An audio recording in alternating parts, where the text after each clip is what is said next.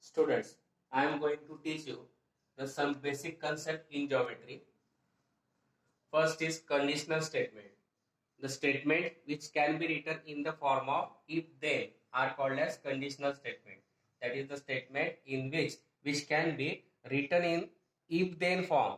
Then it is called as conditional statement. There are two parts in conditional statement, antecedent and consequent. Antecedent means the part of the statement following if is called as antecedent. That is the statement in between if and then. The statement in between if and then is called as antecedent. Then second is consequent. The part of the statement following then is called as consequent. That is the statement which is after then is called as the consequent. For example, conditional statement is given if all the sides of a triangle are congruent, then the triangle is an equilateral triangle.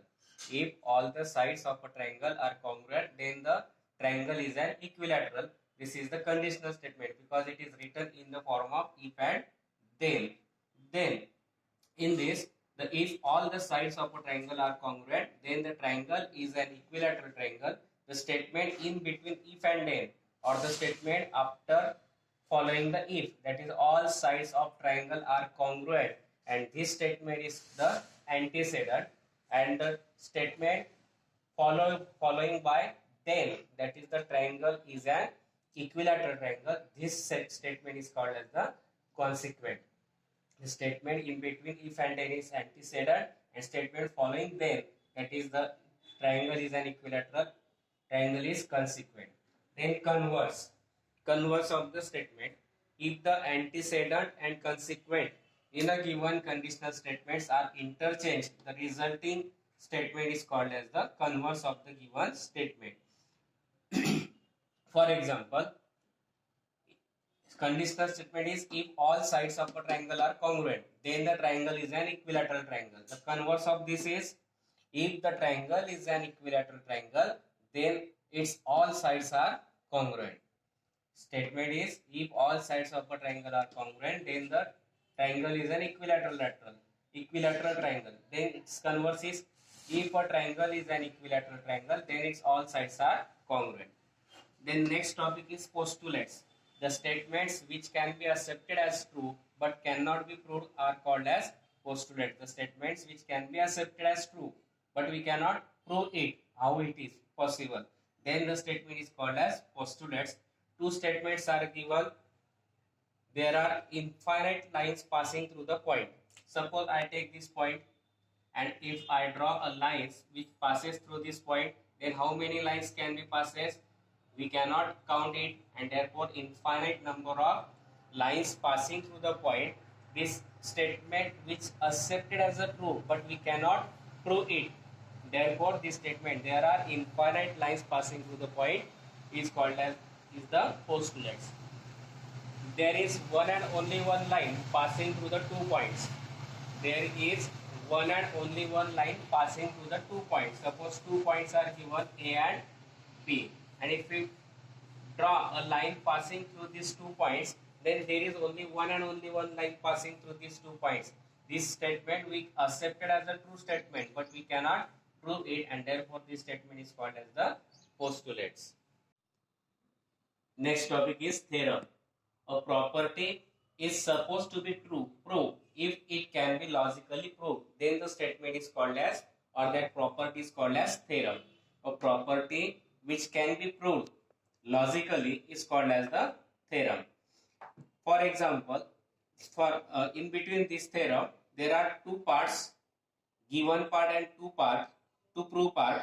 When we are going to prove that a conditional statement is true, then its antecedent, that is the statement in between if and then, is called as the part to given part, and the statement consequent part is called as the part to be given to be proved.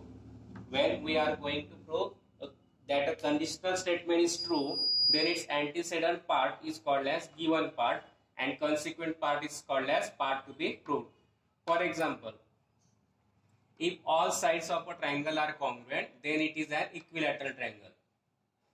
Then in this, antecedent part is all sides of a triangle are congruent. then these all sides of a triangle are congruent. This part is called as the given part. Consequent of the given conditional statement is it is an equilateral triangle. Then this part, that is this consequent part, is called as the part to be proved. Now practice set 1.3. Write the following statement in if-then form. First example is the opposite angles of a triangle are congruent. Statement is the opposite angles of a parallelogram are congruent.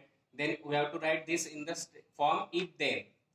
Then if a quadrilateral is parallelogram, then the opposite angle of that quadrilateral are congruent.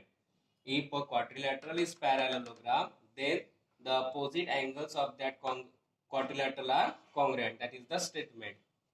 Then second, the diagonals of rectangle are congruent, and we have to write in if-then form.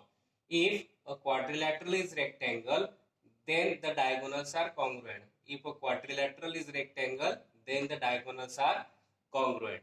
Then third is in an isosceles triangle, the segment joining the vertex and the midpoint of the base is perpendicular to the base. In an isosceles triangle, the segment joining the vertex and the midpoint of the base is perpendicular to the base. Then conditional statement is if a triangle is an isosceles triangle. If a triangle is an isosceles triangle, then next topic as it is, then the segment joining the vertex and the midpoint of the base is perpendicular to the base. Then second example is write the converse of the following statements.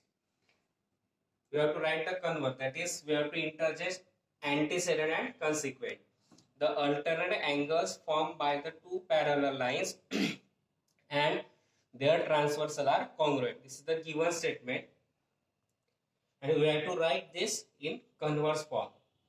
That is antecedent becomes consequent and consequent becomes antecedent. If the alternate angles formed by the two lines, then the lines and their transversal are congruent, then the lines are parallel. If the alternate angles formed by the two lines and their transversal are congruent, then the lines are parallel. This is the converse. Second is if a pair of interior angles made by a transversal of two lines are supplementary, then the lines are parallel.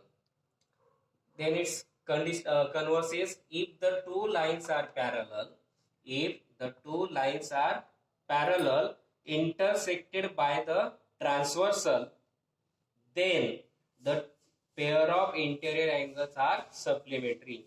If two parallel lines are intersected by transversal, then the interior angles are supplementary. And then last is the diagonals of rectangle are congruent.